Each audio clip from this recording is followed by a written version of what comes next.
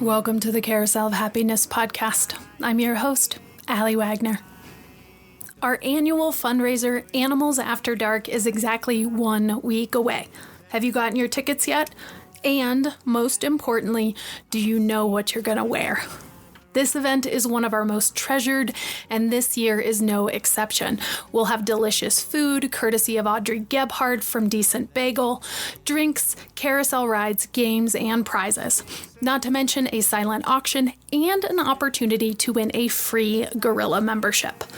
Plus, we'll be honoring the life and legacy of longtime carousel supporter Doug Cosper, and celebrating the fact that this special little carousel has survived yet another fire.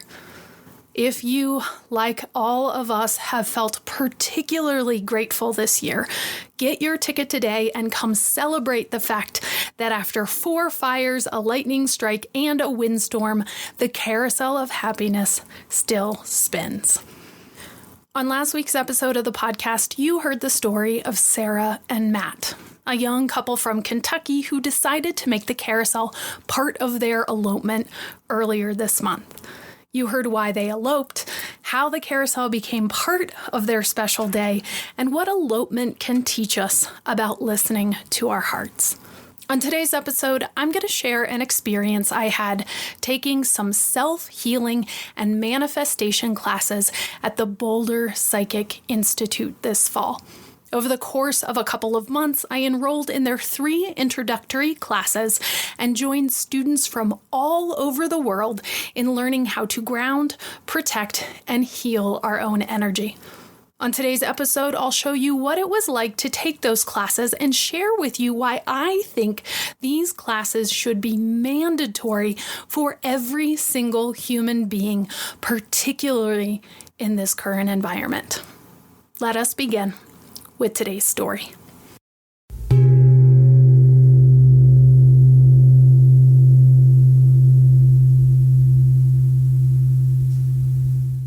I'm sitting in my office with my eyes closed. I feel my feet flat on the floor and I roll my shoulders down my back. I hear a voice from inside my earbuds that reminds me to breathe. As I feel my chest expand, I hear that same voice again. It belongs to Miwa Mack, founder of the Boulder Psychic Institute. I am listening to her guide me through a healing meditation. In her clear, calm voice, she encourages me to bring my attention to the center of my head. I feel into the space directly behind my forehead and in between my ears, the center of my head. It's a term I hadn't heard until Miwa's class, but one that I now know very, very well. As my attention moves to this place, I immediately feel different, calmer, more relaxed. I feel at once more connected to my body and more detached from it. It's difficult to explain, but the best way I can describe it is it reminds me of a scene in one of those early Ghostbusters movies. The one where they take over the Statue of Liberty and walk through the streets of Manhattan looking through her crown. That's what it feels like to me when I'm in the center of my own head. A place, truthfully, I hadn't given much thought to until I started taking self-healing and manifestation classes at the Boulder Psychic Institute last August. The school itself is located on Pearl Street, but now teaches solely online. It considers itself to be a spiritual sanctuary and a clairvoyance school for students and seekers worldwide. Miwa, a gifted clairvoyant herself, started the school in 2003 and has trained thousands of psychics since then. Miwa started the school when, as a psychic, she found that clients kept returning to her for the same issue over and over again.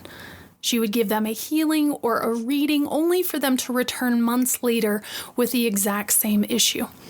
Creating Boulder Psychic was her way to empower people to take responsibility for their own energy and heal themselves without needing a professional psychic.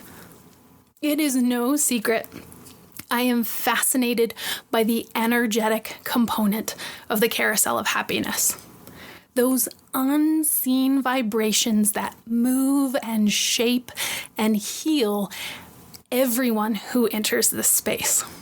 That's why over the course of this podcast, I have interviewed people like psychics and animal communicators because there's something going on underneath what we can see here that piques my curiosity. This energetic exploration is my version of Scott's Carousel, my special little lifelong project. And as I've explored these realms, these unseen realms, and tried to find words for them, I've reached out to people like Miwa for help.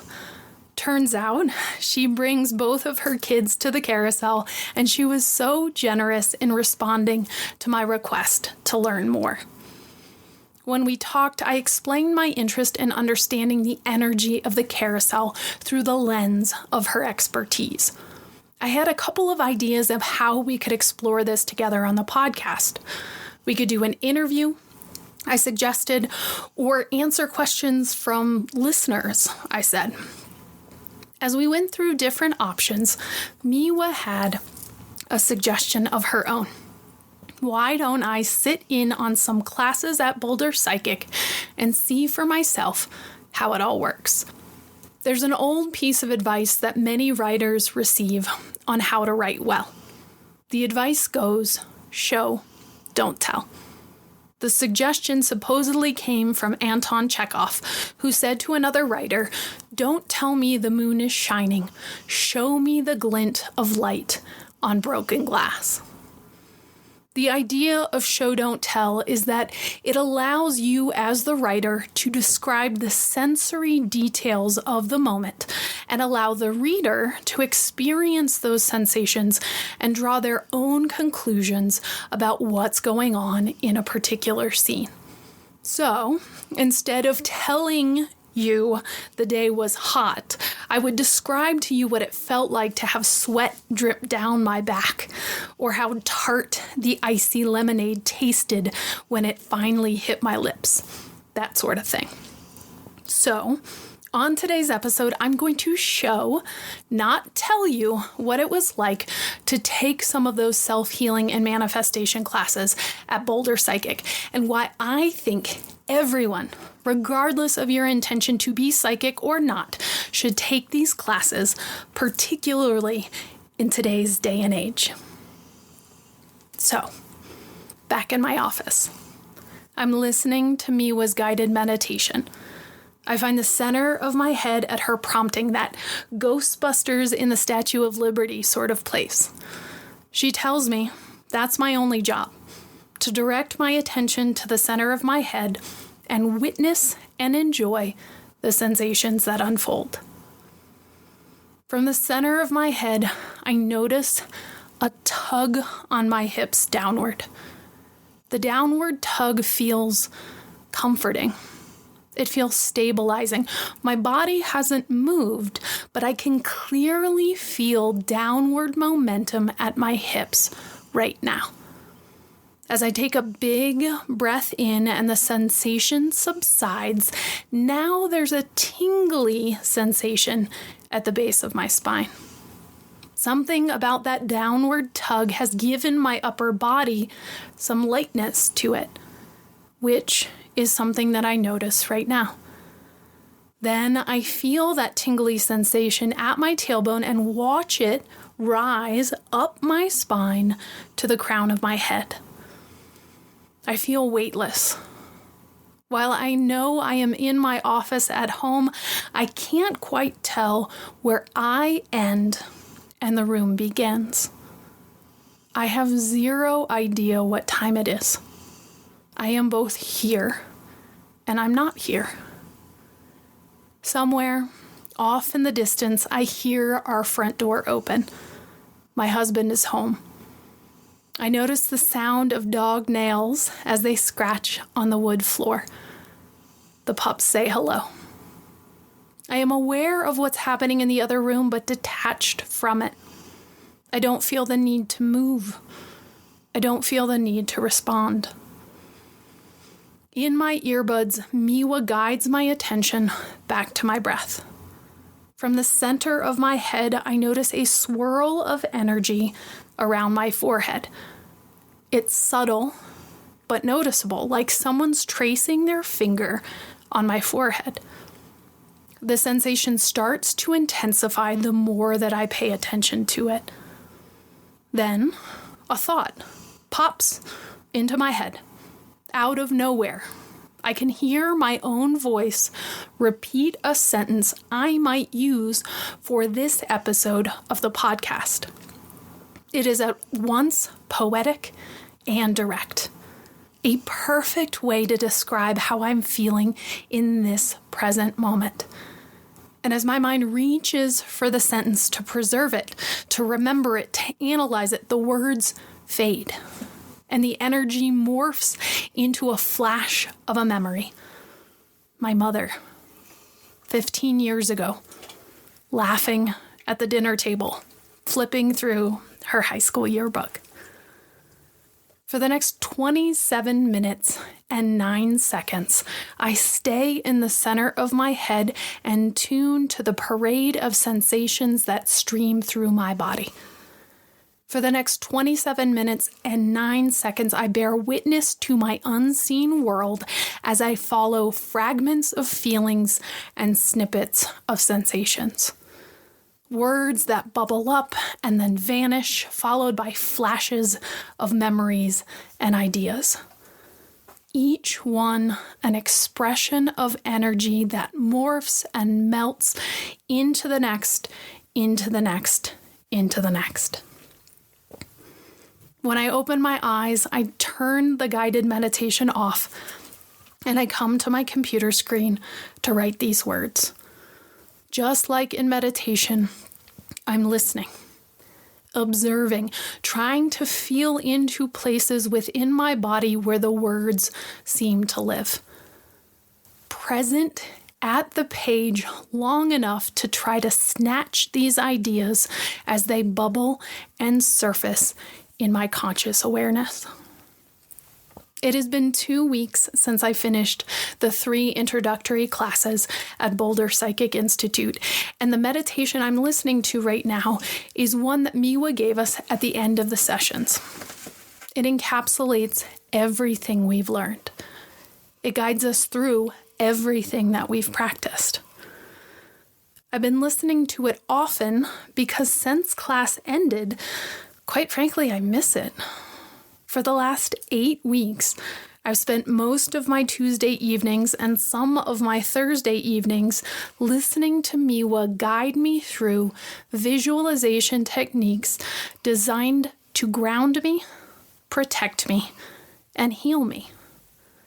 And while all of this might sound completely far-fetched and complicated, it was hardly that.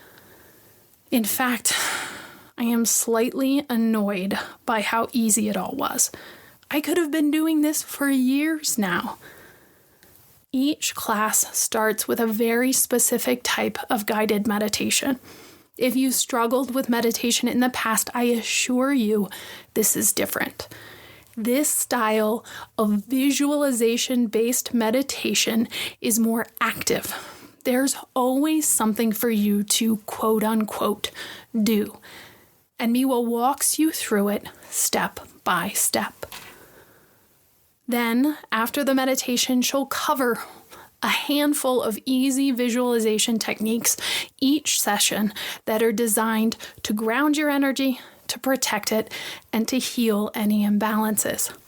You learn how to tune into your own intuition, release codependent attachments with others, and protect your own energy in this highly chaotic world.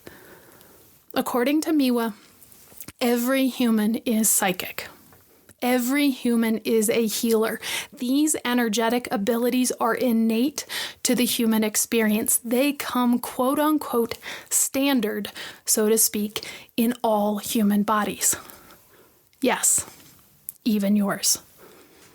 The problem, of course, is that none of this is taught or discussed in Western culture, which is where Boulder Psychic comes in. You can sort of think of it as your energetic kindergarten. And I use that term intentionally because Miwa knows that ease and joy and playful curiosity is how you do this work successfully. Seriousness and trying too hard gets you nowhere fast. So the classes have a relaxed, playful feel about them. She encourages students to practice with other classmates and just have fun. Progress is what she's after, not perfection.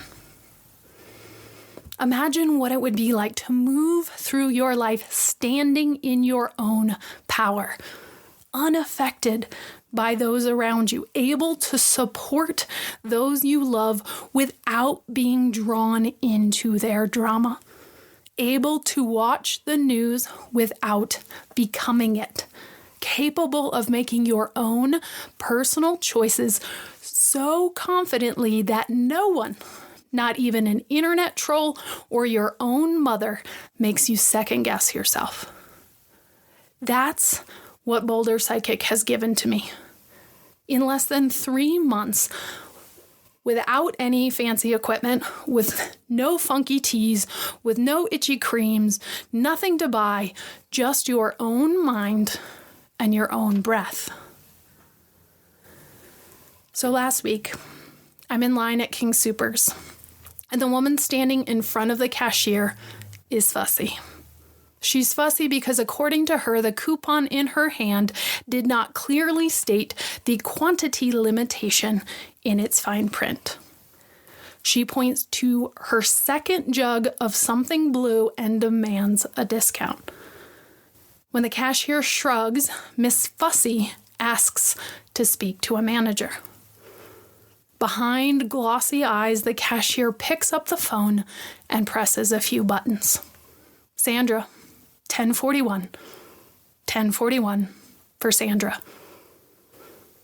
Everyone in line waits for Sandra as the 2 men in front of me audibly sigh and shift their weight back and forth. One aggressively looks for another line to dart into.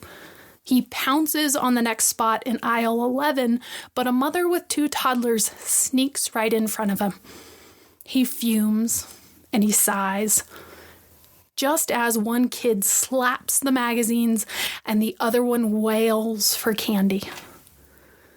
Just as a stack of Us Weekly magazines slides onto the floor and fans out onto the linoleum, Mr. Newline sighs and searches for another escape. Then he realizes it's too late. The man in front of me has tightened up our lines, securing his new place, and shows no signs of letting Mr. Newline back in.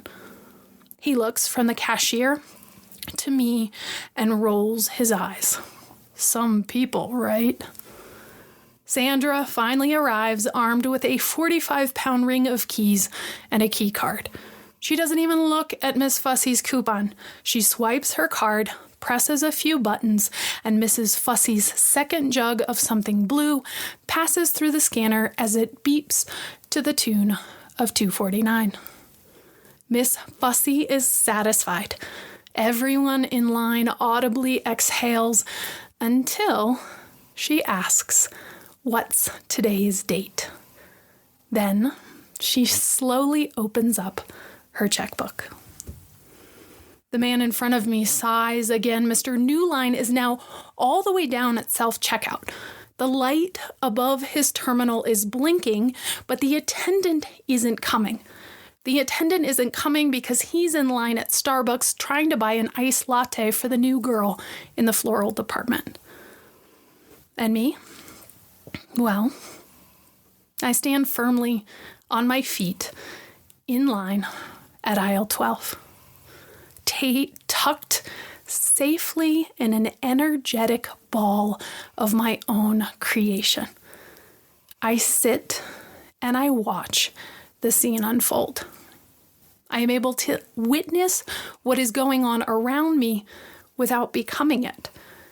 I'm able to be present and observe without getting sucked in, just like the guided meditation. My piece in the grocery store line is an example of how classes at Boulder Psychic have impacted my life. In the past, I might have gotten sucked into the drama of the moment, but today I don't. I'm able to watch the energy form and change, all from the safety of my own energetic island. A protected, safe, and neutral place of my own creation. During one of our later classes, Miwa pairs us up with our classmates. Right now, I'm on the phone with Libby from Lakewood, not her real name.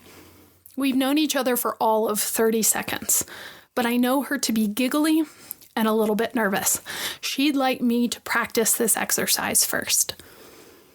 Miwa is teaching us how to read our partner's aura.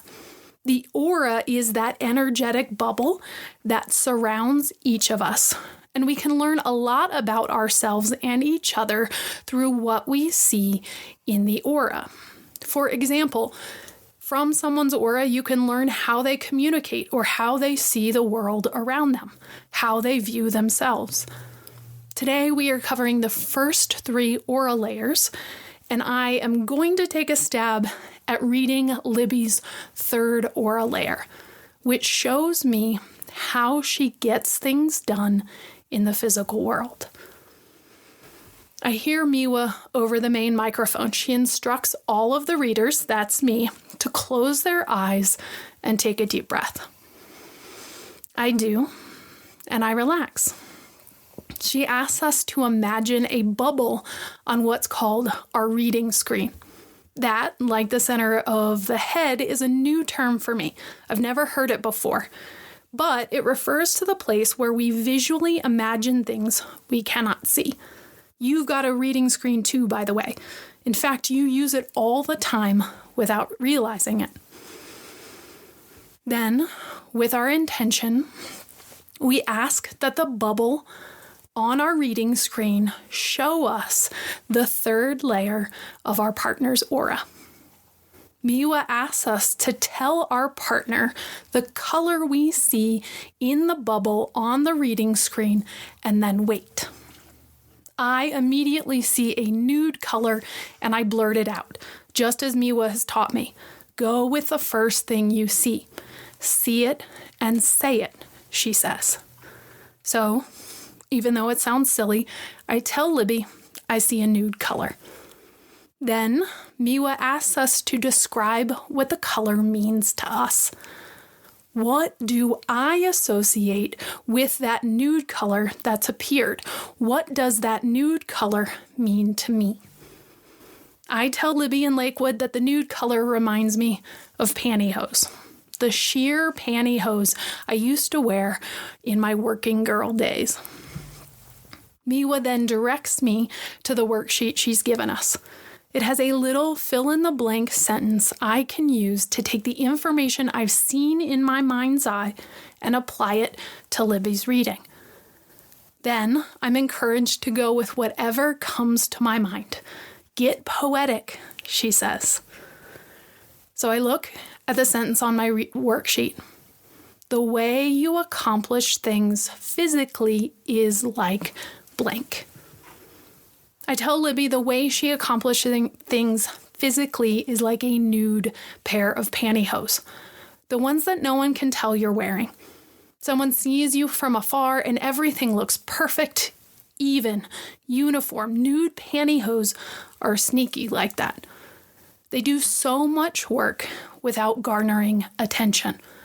They bring an outfit together, they make it all happen without any of the fanfare, without any of the sort of look at me sort of vibes that colored tights or fishnets might have. Nude pantyhose don't need to be the center of attention to get things done.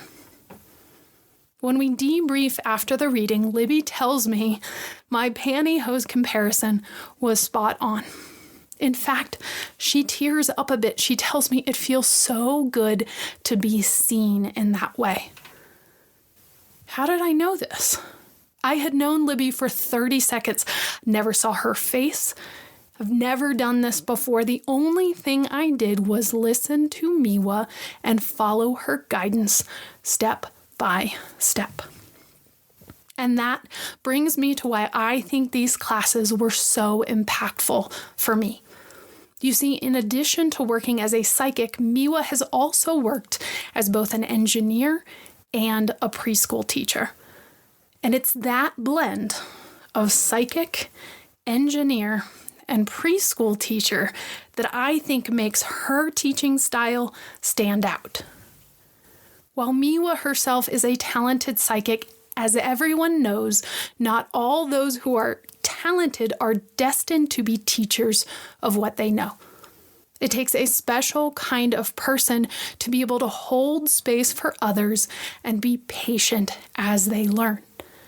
And I think the influence of both her engineering background and her experience in a preschool classroom is why these classes were so impactful for me.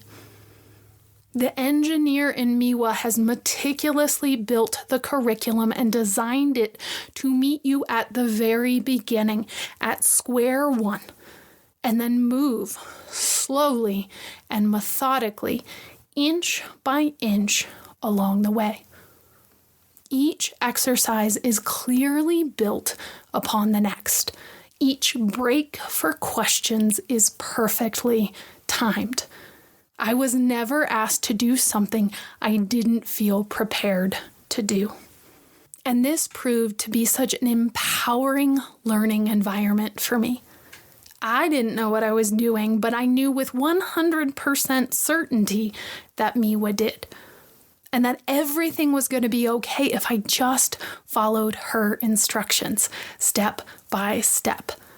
Which meant each step outside my comfort zone felt effortless. It felt easy because I felt held, I felt supported, and I felt prepared. The carefully crafted curriculum made it feel safe to learn, to play, to try things out. There was no point in the process where any of this felt scary or weird, because she had taken time to build up the basics one by one. And it all felt fun, which brings me to Miwa's preschool teacher experience. She has created a learning environment that genuinely feels like psychic kindergarten. Nothing is serious, everything is play. And as research has shown, play is an integral part of how humans successfully learn. When we play, our brains are more receptive and capable of retaining information. Plus, when you're dealing with the unseen, a joyful, silly environment makes it easier to go with your gut, makes it easier to bypass your thinking mind. I saw that firsthand in my reading with Libby. In any other environment, I might not have shared that image of nude pantyhose of all things. It's sort of ridiculous. But Miwa fosters a space that encourages you to go with your gut, regardless of how silly it might sound. And because of that, I was able to build confidence in my ability to read others psychically, and Libby had the opportunity to be seen by a stranger in a way she otherwise wouldn't have. And that is pretty exciting. During our last class, I receive a healing from a woman named Niwa in Albuquerque. Again, not her name. She says that she sees something on my 5th chakra, at my throat. The 5th chakra is the energetic seat of self-expression. She says the energy looks dark, meaning that it doesn't belong to me. It is possible, she says, that there's foreign energy, meaning other people's opinions and beliefs, that are getting in the way of me expressing myself. Duh. I think to myself. She clears away that foreign energy, and I instantly feel better. For a brief moment, I ponder the energy. Whose energy was it? What does it all mean? But I stop. As I have learned from Miwa over the last 8 weeks, you don't go through your trash before you take it to the curb. You simply take it out. The same thing is true for foreign energy in your space. It is not yours. It does not belong to you, and therefore there is nothing you can do about it except let it go. And this understanding was revolutionary to someone like me who's literally been telling stories about her garbage before taking it to the curb for the last 2 decades.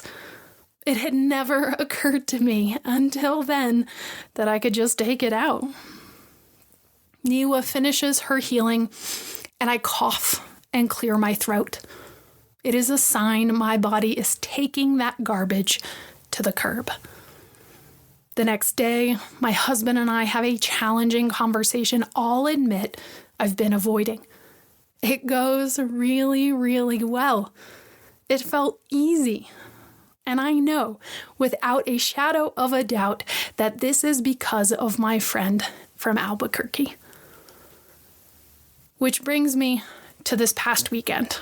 My husband and I went to a concert at the Boulder Theater on Halloween, and it was packed. People were bumping up against each other, rubbing shoulder to shoulder. The impact of the crowd was magnified by the fact that everyone was in costume, which meant there were errant tails and hats and big bushy skirts, hitting people in the face, poking people in the eye, getting in others' way, everywhere. And because it's Friday night, people are a little drunk, a little sloppy. They're taking up space in ways that dramatically impact those around them, but they are unaware. They are not present. And in many ways, it feels similar to what's going on collectively these days. In general, most people aren't present. They're not aware of the impact they have on others, and they're looking to others to fix what they've got going on. Move your tail. Get out of my space. They're looking outside themselves and demanding that the external environment change to make them feel more at home in their own space. I, on the other hand, have a clear 2-foot circle all the way around me. No one in my vicinity gets anywhere close to me. My husband can't believe it. And to be honest, I was a little surprised myself. Sure, I felt the impact of this work and I believe in it, but a crowded concert on Halloween? Is that possible? I enjoyed the rest of my night, dancing in my little bubble and watching the shenanigans from afar. In that bubble, I am at once part of the action, but detached from it. I am both here and not here. I mentioned at the top of the show that I think these classes should be mandatory for everyone, particularly in 2025, because let's be honest, the world is a little bit nutty right now. And what I think I've learned from Boulder Psychic is how to move about this world and be part of it, but not become it. The energetic armor I now possess makes me feel more confident, quite frankly, to leave the house.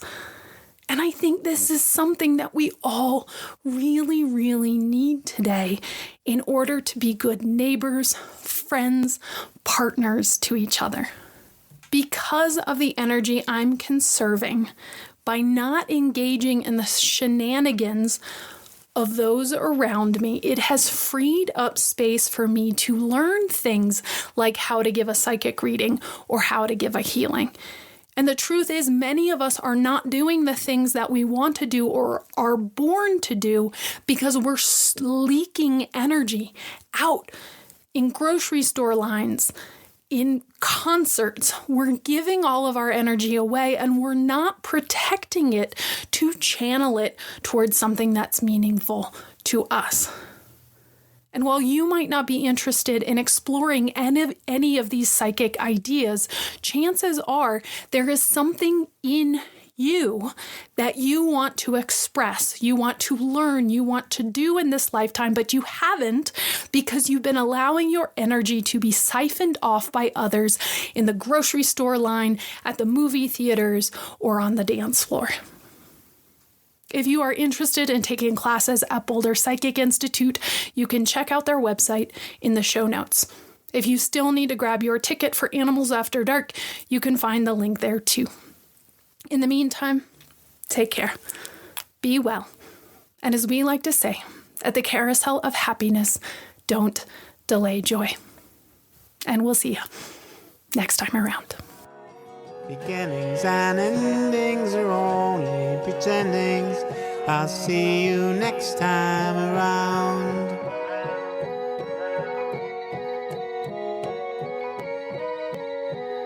I'll see you next